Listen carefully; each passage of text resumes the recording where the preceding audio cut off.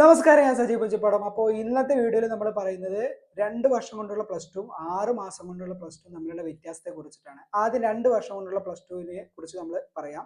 State ഗവൺമെന്റിന്റെ കീഴിൽ വരുന്നതാണ്.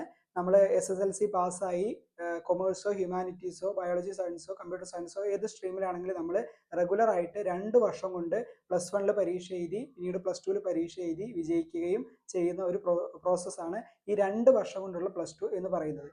ഈ 6 മാസം കൊണ്ടുള്ള പ്ലസ് ടു എന്ന് പറയുന്നത് ഈ +1 +2 റെഗുലർ ആയിട്ട് പഠിക്കുകയും അതിൽ ഒന്നിലധികം വിഷയങ്ങൾ പരാജയപ്പെടുകയും അല്ലെങ്കിൽ പാതിയിൽ വെച്ച് പഠനം നിർത്തുകയും താല്പര്യമില്ലാതെ പഠനം നിർത്തുകയും ചെയ്യുന്ന ആളുകൾ പിന്നീട് എളുപ്പത്തിൽ പാസ്സാവുന്നതിന് വേണ്ടിയിട്ട് ഈ NIOS national institute of open സ്കൂളിന്റെ 6 മാസം കൊണ്ടുള്ള പ്ലസ് ടുവിൽ ജോയിൻ ചെയ്യുന്നു. അതിൽ ഹ്യൂമാനിറ്റീസോ കൊമേഴ്സോ സയൻസ് സബ്ജക്റ്റോ എടുക്കുന്ന ആളുകളാണ് കൂടുതൽ പേരും.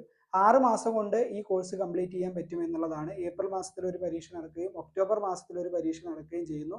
അതുകൊണ്ട് തന്നെ ഒരു വർഷത്തിൽ തന്നെ 2 പരീക്ഷ നടക്കുന്നത് കൊണ്ട് ഈ +1 +2 റെഗുലർ ആയിട്ട് പഠിച്ച് ഫെയിൽ ആയിട്ടുള്ള അല്ലെങ്കിൽ പരാജയപ്പെട്ട പാതിയിൽ പഠനം നടത്തിയ ആളുകൾ എന്ത് ചെയ്യുന്നു, ഈ 6 മാസം കൊണ്ട് ഉള്ള പ്ലസ് ടുവിൽ ജോയിൻ ചെയ്യുന്നു എന്നുള്ളതാണ്. ഇതാണ് റെഗുലർ പ്ലസ് ടു 2 വർഷം കൊണ്ടുള്ള പ്ലസ് ടുവും അതേപോലെ തന്നെ 6 മാസം കൊണ്ടുള്ള പ്ലസ് ടുവും തമ്മിലുള്ള വ്യത്യാസം.